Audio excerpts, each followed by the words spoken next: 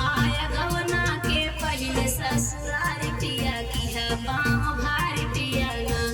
आया गवना के पहले ससुराल पिया की है पाँव भारी पिया ना। पाँव भारी पिया ना हो पाँव भारी पिया ना। पाँव भारी पिया ना हो पाँव भारी पिया ना।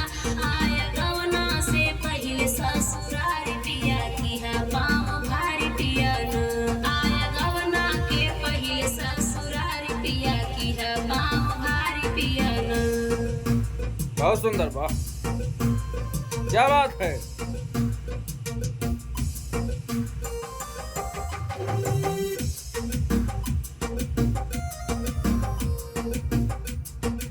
अगली लाइन, चोरी चोरी आया रात, क्या मीठी मीठी बात।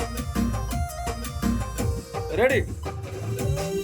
चोरी चोरी आया रात मीठी मीठी की है बात। चोरी चोरी आया रात मीठी मीठी की है बात। वाह, थोड़ा मुस्किया के बढ़िया।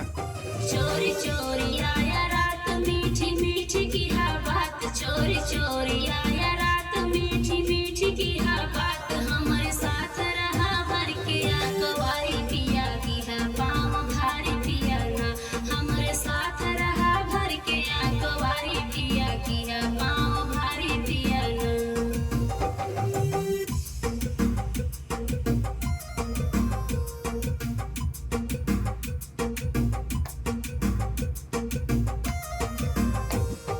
रेडी।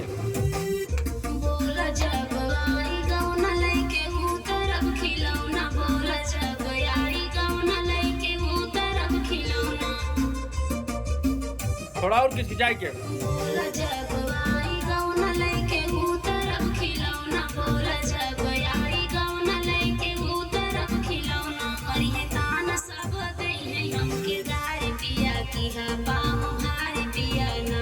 मरी है ताना सब दई है हमके गारी पिया की है पाँव भारी पिया ना।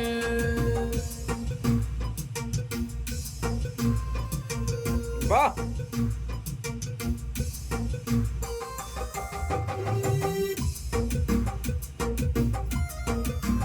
थोड़ा चेहरे पे स्माइल हो, थोड़ा मुस्कुराते हुए बड़े। हाँ हाँ, चला अगली लाइन। सोची सोची लागे डर कहा खाइली जहर। सोची सोची लागे डर कहा खाइली जहर। नाही नाही जहर ना खाए बा।